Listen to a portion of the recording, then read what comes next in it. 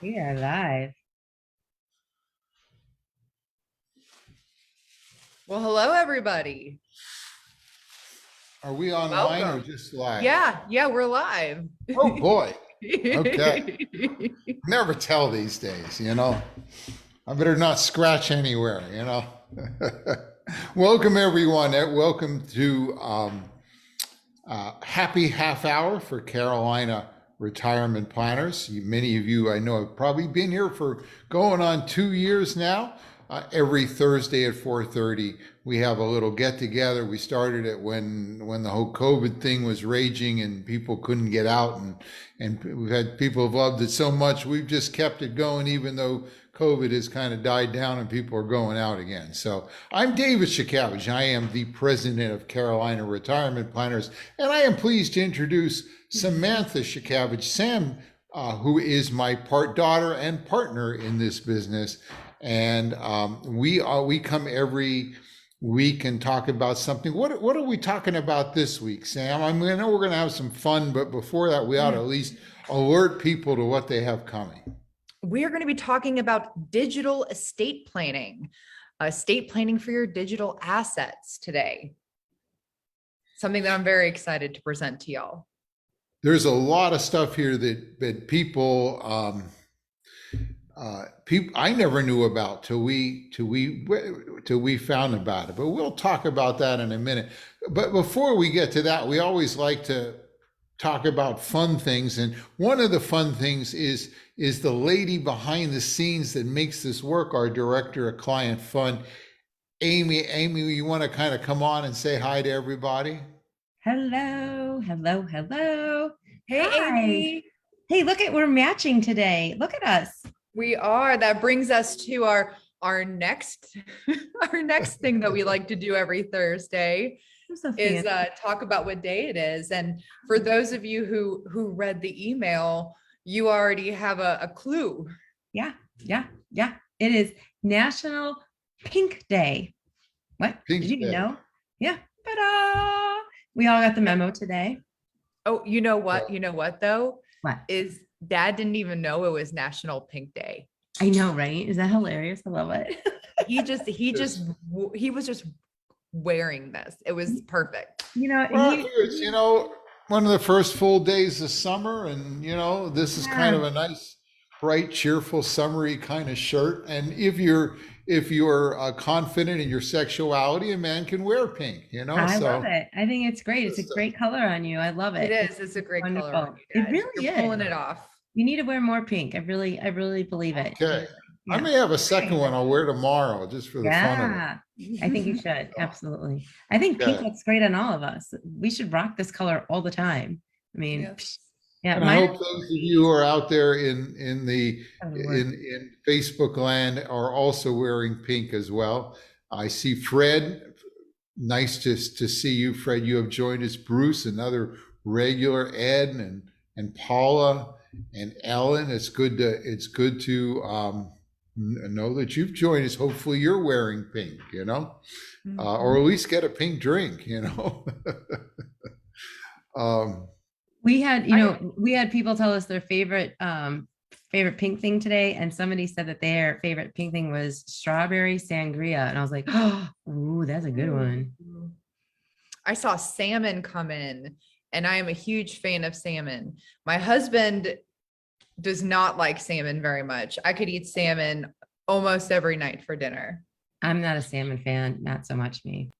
Yeah, a lot of good vitamins and all that in salmon. That's one of those good oily fish that are good for your innards, If you put it in the air fryer, it's really good in the air fryer. All the little fatty bits get really nice and crispy. It's beautiful. Oh, we actually we brought an air fryer for my mother and father-in-law down in St. Helena Island. That was one of our house gifts that we left for them when we went down there. One of the best meals I had was I went up and I built my dulcimers up to about 3 or 4 years ago, and I went to Seattle to buy a dulcimer from a builder up there who's been building for a long time. And And I bought the dulcimer. I took him and his wife out to dinner at this restaurant in Seattle. And that was the time when salmon run up the river, the wild salmon. And there's like a few weeks during the year you can eat them. Oh, they came out with the salmon. I could have ordered another one. It was not a cheap dinner too, but it was like, God, it was so good. The difference in the taste of that salmon was 10 times better than anything you've ever eaten. But anyway, enough on salmon and pig. Let's see, we also have been joined by, let's see, where did we leave off? Golly, we got a lot of We got folks coming. Teresa and Kristen and Dan and Barb are back in Murphy. They've been everywhere. You mean they're not traveling? They're actually home? They're home. They're probably Looks eating that trout, way. knowing them. They got some great trout up there. And Miranda and Ed. And there are many different shades of pink. I think coral, is in the pink family. I agree. We've got Jane Carter. And it looks like John Paul had the groomsmen wear pink shirts during his first wedding.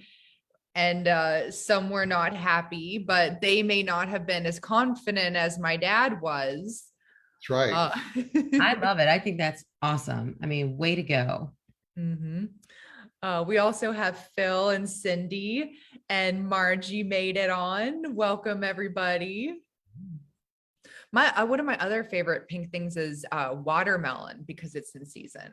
Oh my gosh, yes. And nobody said that. I didn't even think about it. Right. I love watermelon. I'm a huge fan of watermelon. I went to a party the other weekend. I made this like watermelon salsa thing. It was like watermelon and avocados and onions and cilantro and stuff. And it was a huge hit. Everybody loved it. It was beautiful. Were you the one Sounds that was telling me about well.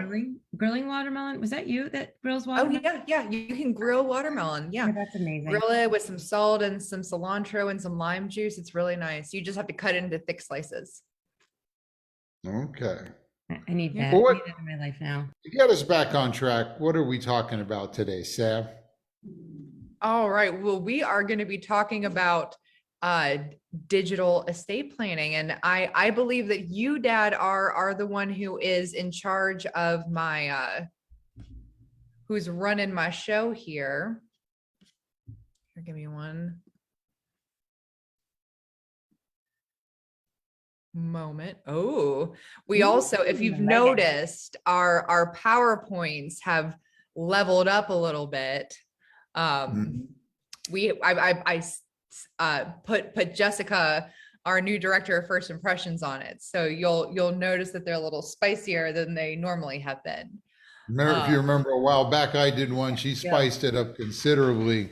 So it's good to have that. Where did we learn about digital estate planning, Sam? There's a little background, and how do we come up with this all of a sudden? Yeah. The reason that we're talking about this today is because when we actually went to a tax training with Ed Slaught, America's CPA, and he had a guest presenter. I have him on the next slide. I believe his name is Jeffrey Levine. And one of the things that he talked about during his presentation was digital estate planning. So I've got to give him credit for a lot of this presentation came from his presentation to us, but it really opened our eyes to, what is out there and what we're going to bring to y'all today. Things we don't understand. By the way, just to make it even clearer, we went to this was in Kansas City, beautiful Kansas City, of all places to go to a convention. So we sat through like 2 days worth of tax stuff, fills your head in Kansas City. But this one dropped my jaw because I'd never seen it before. So yeah, this really stuck out to me. Well, we got to. And we do like to. Yeah, we like to start off by saying, anytime we're talking about estate planning, we are not attorneys. We do not practice law. So please. We don't play one on we don't play one on television either. Yeah, we don't play with one on television. So, make sure you consult with an attorney regarding implementing anything that we're discussing here into your own estate planning, please. And Dick Horgan is actually in the conference room across the hall, so we do have one nearby, but just Yeah, we not, got one nearby, not but us. he's not in here today. So You got a so pinch hitter really close. yeah. Yeah, he is. He So just poked his head in a little while. He's helping a client in the conference room across the hall. So yeah. those of you who have Um, met him, many of you have met Dick, has done helped many of our clients with their estate planning, the wills and trust and things. So really good. So and he was on exactly. last week, I think, if Yep, you yep, recall. that's a great segue. So yeah, we had Dick Horgan on last week to answer questions about estate planning. And we're always concerned about passing on our assets to the correct way and planning for what happens to our stuff when we pass.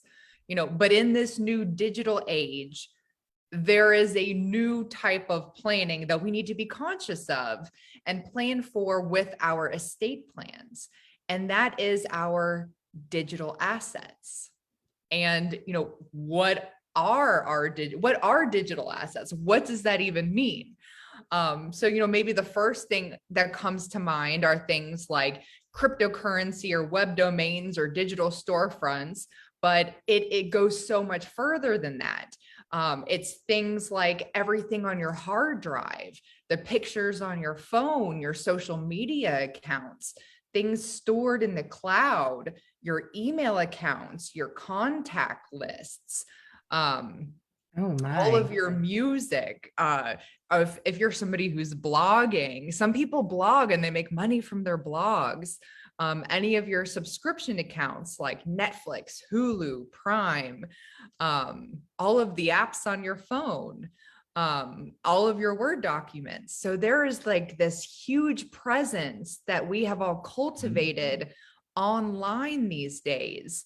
And Or for that matter, on our hard drive and other things as well. But I don't know about you, but if I think about the number of pictures I have not only on my phone, but of course they're also up there in the cloud. So if I got into an accident and my phone was destroyed, the cloud, all those pictures would be in the cloud, but they're in an account in the cloud. You yeah. know?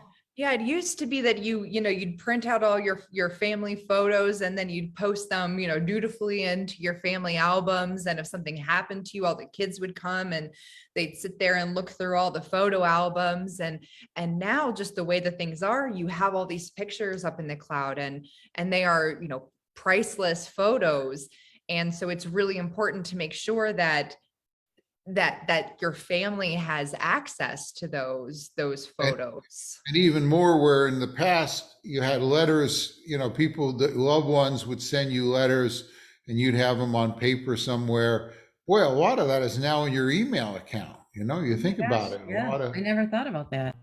and a lot of info and things you didn't want to lose is in your email account or stored in some account in the cloud.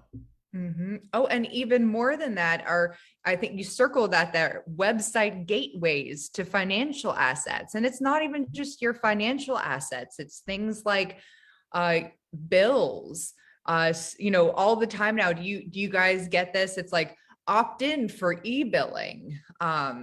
If something were to happen to you, so many of all of these, all of your utilities and all of these accounts are all of it's managed through your email and through all these online accounts.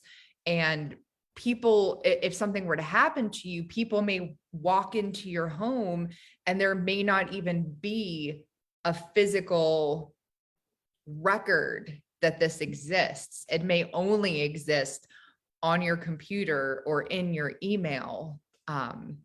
And if they don't have access to it. But Sam, if you got all this, if something happened to you, couldn't your spouse or your kids just have access to it right away?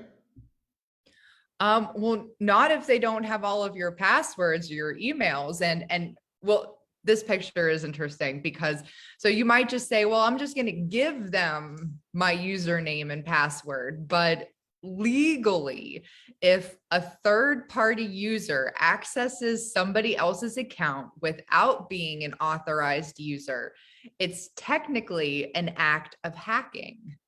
Say what? Really? Yeah.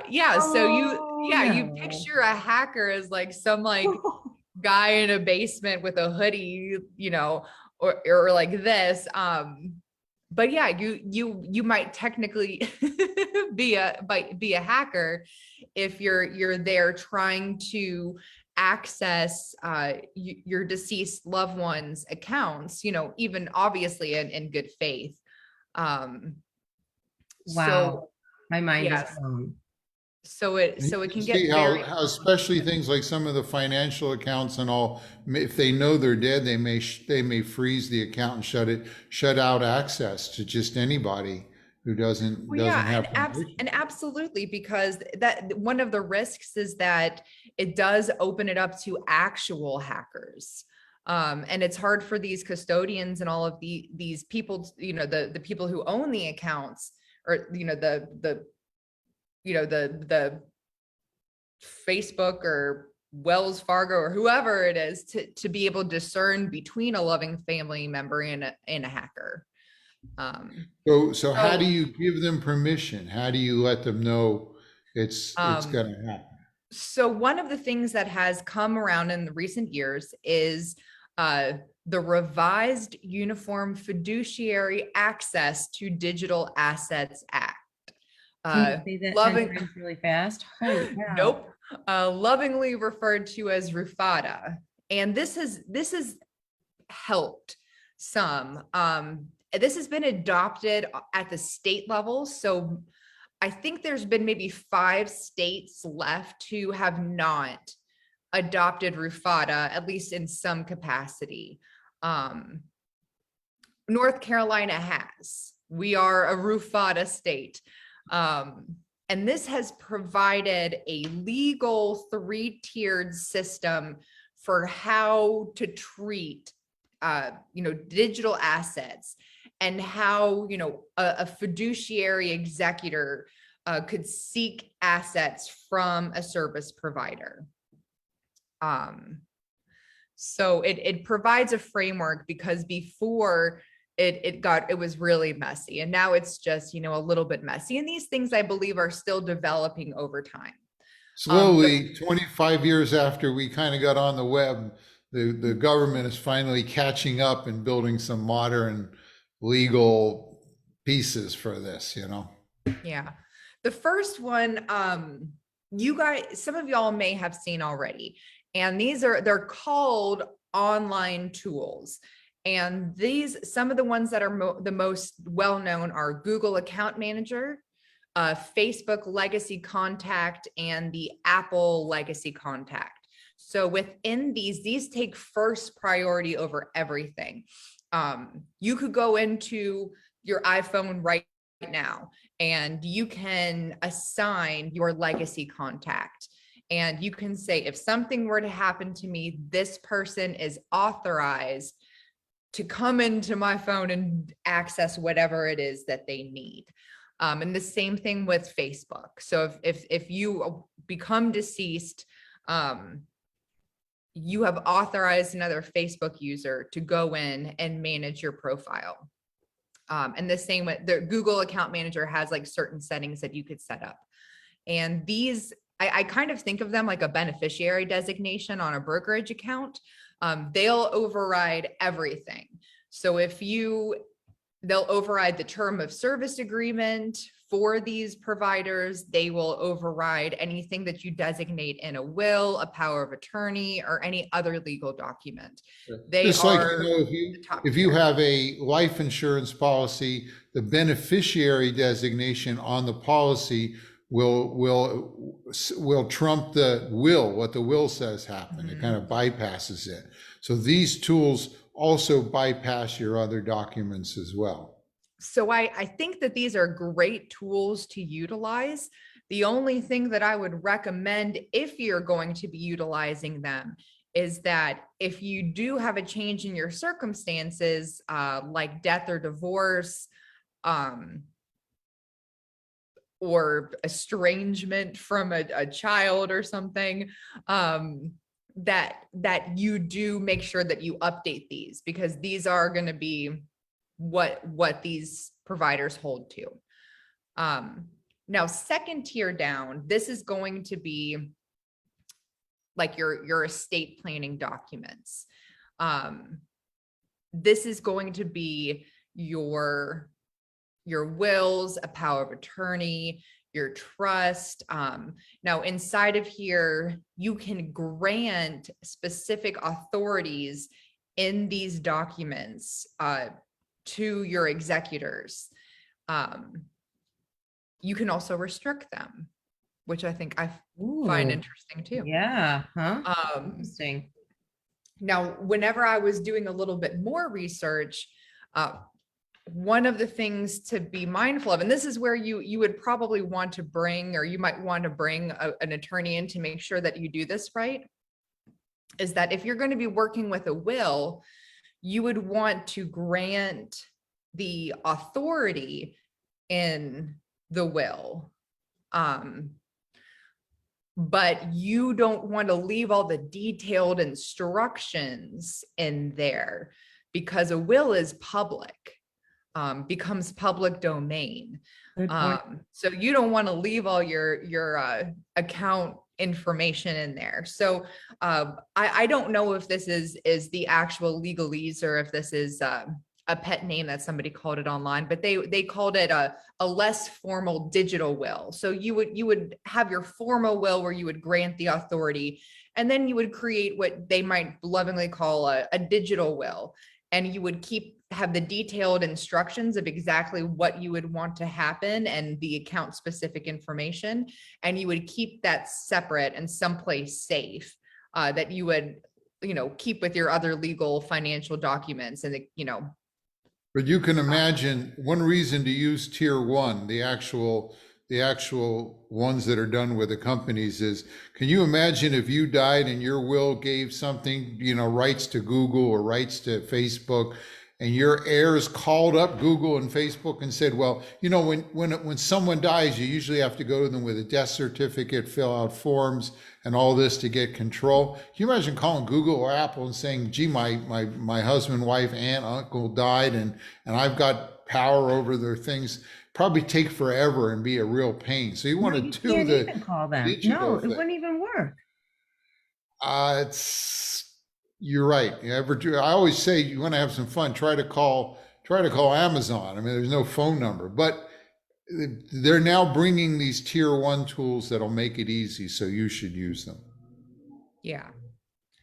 And then third, if you have no estate planning documents that denote anything, and you have no online tools, it defaults to the term of service agreements. Now, these vary by each provider, but this can be problematic because there's different service providers that may default to terminating the account upon the owner's death. I believe I read that Verizon is one that once they're notified that an owner has died, that they will just eliminate the account. So if you're receiving, this can be really problematic if you're receiving bills by email and the executor is trying to, satisfy outstanding debts. If there's no record of these accounts in the physical world, and there's no way to know about them, and all of a sudden the email is gone. Also could be problematic if the account had a bunch of pictures or contact lists, and it's, the contact list of the people that you'd want to be notifying of the person's passing. So, and who reads those? I mean, you need a magnifying glass. They're ridiculous. I know, absolutely. So now that I've freaked you out, so, what are the things that I could be doing? And the first is to start by, just taking a digital inventory of your life. And, don't worry, this takes time. Start going through and thinking about all of the different places in your life that you're online that, would be meaningful and would be necessary for your executors or the people who would be inheriting your life to need to access. The things that you'd want them to have, and then the things that they would need to access. And then decide what your wishes are. One of the things that is typical is that you may want different people to be in charge of different parts of your digital life. Like for example, somebody may be better at accessing all of your bank and brokerage accounts, and somebody may be better suited to accessing all of your social media accounts. They don't all have to be the same people. And you may be wanting to keep some parts of your digital life private from your normal executor. So you may want to assign a different executor for different parts of this. For example, parents, you may not want all of your children to read all of your text messages to each other and your emails and messages. So there just may be certain parts of your life that you don't want everybody to see. So it's important to start, thinking about that. And then something that could help you, especially with number one, is considering to use a password manager. Some examples are Dashlane. I didn't put this on here, but LastPass is a really popular one. Sticky Password, Password Boss. These help you. I think you can use them both on your desktop and on your cell phone, and they help you like compile all of your passwords in one place. So you can kind of really get a feel for all of the different places that you have passwords. They're all listed there. I use Dashlane, and it's nice because it's all there, and it's on iPad, iPhone, and computer, and it's very secure. And it also has your credit cards and passed everything for that. So when you're buying stuff online, it fills all that in for you, which is nice too. But and they do. There's a lot of, and if you are going to go that route, then make sure that you utilize all of their security features. They have two-factor authentication, and they have lots of ways to make sure that you're keeping all of your information very secure there. That's good advice. Definitely. Okay. I think that's it for we're about at the top of the hour. Just so you know, we are, if you want to know more, we are at carolinaretirementplanners.com. Boy, not enough room. And if you go there under events, all the happy half hours are listed there. And you can get on there if you have a question for us or want to talk to us. All our contact information is there too. So yes, and I've also put links in the comments of Facebook.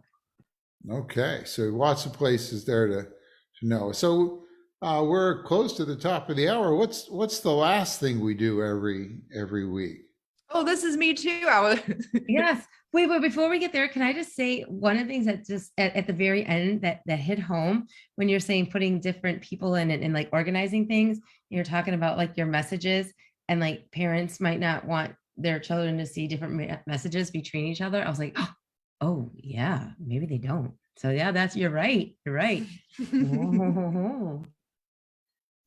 It was really an interesting thing to open my mind to. Is one of the things for me was, one, the pictures, but two, all of my financial life and all of the bills that I pay. For me, I don't think I get any of my bills in the mail anymore. I think if somebody were to have to come in and settle my estate, like if Neil and I both like died in a plane crash, everything that I have comes electronically. I don't have any paper bills, none. And then you're talking about like Netflix and all that. I mean, all of those services, everything. I mean, you just blew my mind. I was like, oh my goodness gracious, I've got a lot of work to do. Yikes. Yeah. I've been so worried about, Yeah. I'm sorry. I'm in my, I know. I'm like, oh my God. Well, it's good to see Paul has joined us. Better late than ever. And I think Eric is a newcomer since we started, Bill. But it is time for our drawing. And as All most right. of you know, every week we give away 2 bottles of wine. Amy will call you so she can select the ones that are just fit your taste. They're from a wine shop in Ogden, soon moving. Oh, no, they moved. They moved already? Are they down in Yeah, they're not open yet, but they're moved. They're in the works. Yes, they're in the down near us in the downtown? Dad, you gonna tell them how to enter? If you want to enter, you can answer one of the emails that come out announcing it. You can tell us you're coming. If you're invited friends, you can tell us that you've invited a friend or 2 or 3, and for each one, we will put an extra entry in. So the best thing to do is invite lots of friends, and you could just email us and say you want to be in. We make it RSVP, real Facebook. easy. You can what on Facebook? RSVP to the event. RSVP on Facebook. Any RSVPing is good because the more you do, the more Facebook knows we're at it, and the better we get ranked. So Yep. we all want to know. We all want to be famous on Facebook. So Sam, who is our winner? Our winner today, our winners today are Jane and Mike D. Woo. So congratulations, Jane and Mike. You are our wine winners Drumroll. today. Sorry. Woo! Yay, congratulations. Yay. Okay. To everybody else, please continue to enter. We love to give away wine, and we will continue to do so until you stop entering. But please continue to It enter. doesn't happen. We'll be back to see you next Thursday at 4:30. I have wine today. Matt, my boyfriend poured me What? wine. I know, right? It doesn't taste like cheese. I like it. It's not bad. I got tea. If I had my act together, I would have made some pink herbal tea to drink. But Yeah, it's out. But look, we're all pink and I love it. Happy National Pink Day, and we'll see you guys next week. Okay. Bye. Have fun, everybody. Thanks, Have a great everybody. weekend. Have a great weekend. Happy Take care. summer. Happy summer. Happy summer. You're right. Bye. Bye-bye.